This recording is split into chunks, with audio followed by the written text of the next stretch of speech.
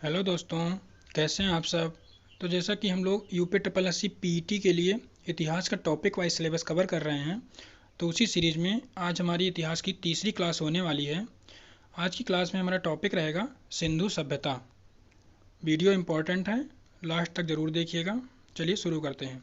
सिंधु सभ्यता की बात करें तो इसका नाम हड़प्पा सभ्यता भी है। हड़प्पा सभ्यता क्यों? क्योंकि यह इसका जो सबसे पहले पता चला था सिंधु सभ्यता का, वो हड़प्पा नामक स्थान से चला था, इसलिए इसको सिंधु सभ्यता और हड़प्पा सभ्यता दोनों कहा जाता है।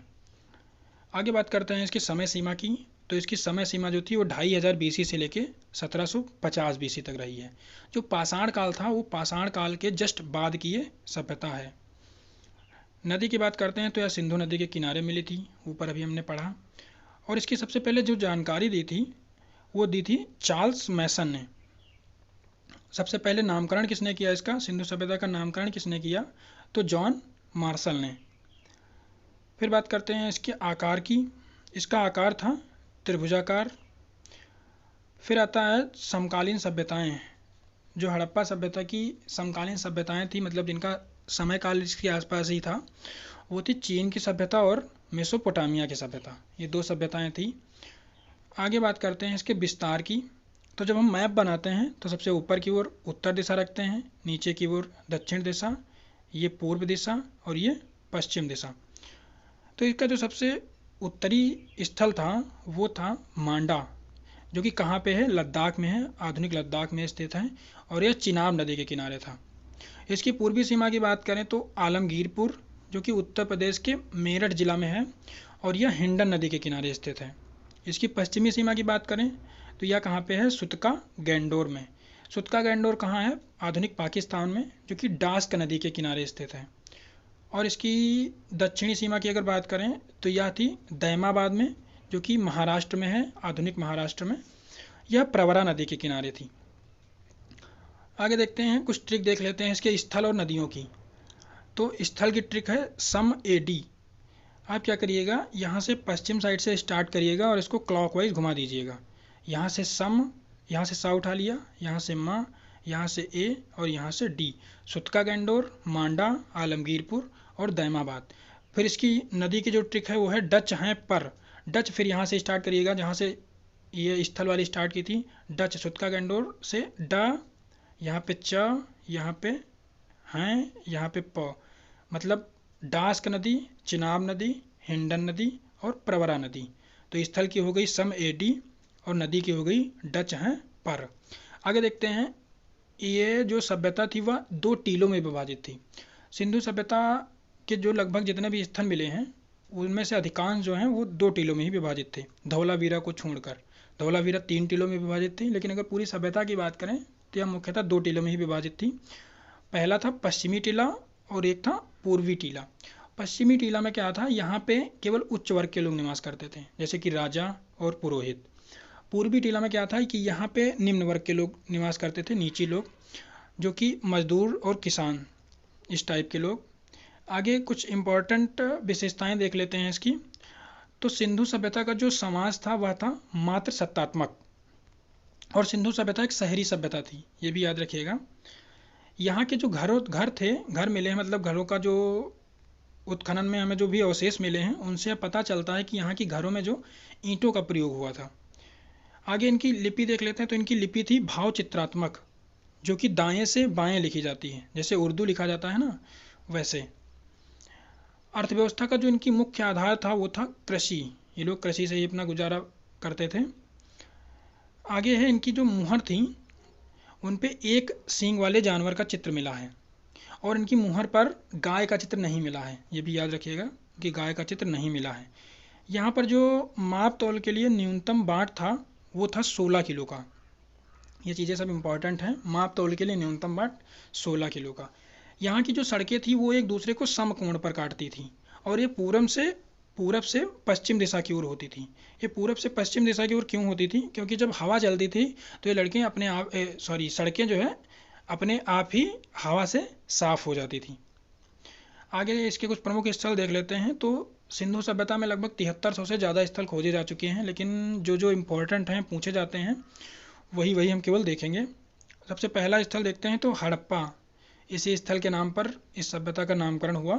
हड़प्पा सभ्यता 1921 ईस्वी में खोदा गया इसको। इसके जो खोजकर्ता थे या उत्खनन करता थे वो थे दयाराम शाहनी। यह कहाँ थी तो रावी नदी के तट पर मिली थी और माउंट गुमरी जिला पाकिस्तान में यह जो स्थल था। यहाँ से जो उत्खनन में प्रमुख वस्तुएं मिली हैं वो देख लेते हैं। तो कुम्हार का चाक, अन्नागार, RH-37 कब्रिस्तान, हाथी का कपाल, स्वास्तिक चिन्ह और मातृ देवी की मूर्ति, इतनी चीज़ें हमें मिली हैं हड़प्पा से। आगे देखते हैं मोहनजोदाड़ो। इसकी खुदाई 1921 ईस्वी में, उत्खननकर्ता राखाल दास बनर्जी। यह सिंधु सभ्यता का जो है सबसे बड़ा शहर था मोहनजोदाड़ो। यह कहाँ है तो लरकाना जिला, आधुनिक लरकाना जिला पाकिस्तान में। यह किस नदी के किनारे था तो दोस्त सिंधु नदी के किनारे। मोहनजोदाड़ो से हमें क्या क्या उत्खनन में वस्तुएं मिली हैं तो मृतकों का टीला, विशाल स्नानागार, सूती वस्त्र, पशुपति शिव की मूर्ति, कांसे की नर्तकी और तांबे का ढेर। ये भी स्नानागार और सूती वस्त्र, ये दो चीज़ें ज़्यादा पूछी जाती हैं। मोहनजोदाड़ो का जो अन्नागार था वो सिंधु सभ्यता का सबसे बड़ा भवन या इमारत थी। मतलब सिंधु सभ्यता का सबसे बड़ा भवन या इमारत थी मोहनजोदाड़ो का अन्नागार। आगे देखते हैं चंदहुदड़ो। इसकी खुदाई जो हुई थी वो थी 1931 ईस्वी में। इसके उत्खननकर्ता गोपाल मजूमदार। कहाँ है सिंधु नदी के किनारे, जो कि पाकिस्तान में है, आधुनिक पाकिस्तान में। यह एकमात्र दुर्ग रहित शहर था। मतलब यहाँ पे किले वगैरह नहीं मिले हैं, चारों ओर की बाउंड्री ऐसे करके ये लोग अधिकांश जो इनके स्थल मिले हैं वहाँ पे मिली है, लेकिन यहाँ पे बाउंड्री भी नहीं मिली है। और जो चंदहुदड़ो था यह औद्योगिक शहर था, मतलब यहाँ पे कारखाने वगैरह ज़्यादा मिले हैं। और यहाँ से उत्खनन में वस्तुएं में क्या क्या मिली हैं तो मेकअप सामग्रियाँ, लिपस्टिक, शीशा, मनका, अलंकृत ईंट और बिल्ली का पीछा करता हुआ कुत्ता, इतनी चीज़ें हमें चंदहुदड़ो से मिली हैं। आगे देखते हैं तो आता है रोपण। 1953 ईस्वी में खुदाई हुई। कौन थे इसके उत्खननकर्ता तो यज्ञदत्त शर्मा। कहाँ पे है सतलज नदी के किनारे, आधुनिक पाकिस्तान में स्थित है। और यहाँ से हमें पालतू जानवर का शव मिला है जो कि कुत्ता था, पालतू जानवर का शव, रोपण। आगे देखते हैं तो आता है बनवाली। इसके उत्खननकर्ता रविंद्र सिंह बिष्ट। कहाँ पे है रंगोई नदी के किनारे, रंगोई नदी जिसको सरस्वती नदी भी कहते हैं। बनवाली में जो है कुछ बना नहीं था, सब कुछ टेढ़ा बेढ़ा था। सड़कें थी वो भी टेढ़ी मेढ़ी थी, नालियाँ नहीं बनी थी, तो इनके घर में ही सोख्ता मिला है बनवाली में। आगे देखते हैं तो कालीबंगा। कालीबंगा के जो उत्खननकर्ता थे वो थे BK थापड़ एवं BB लाल। यह सरस्वती नदी के किनारे मिला है स्थल जो है कालीबंगा। और यहाँ से क्या क्या मिला है तो जुता हुआ खेत और हवन कुंड। ये जुता हुआ खेत ज़्यादा पूछा जाता है, तो ये कहाँ से मिला है तो कालीबंगा से।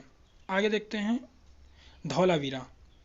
इसके जो उत्खननकर्ता हैं वो हैं रविंद्र सिंह। यह सिंधु सभ्यता का सबसे बड़ा स्थल है। अभी आपने हाल ही में इसको जो है 45वीं विश्व विरासत घोषित की गई है भारत की, धौलावीरा को। आगे देखते हैं लोथल। लोथल जो है ये भोगवा नदी के किनारे था और आधुनिक गुजरात में स्थित है। यह एक बंदरगाह स्थल था, मतलब यहाँ से जो है व्यापार वगैरह होता था।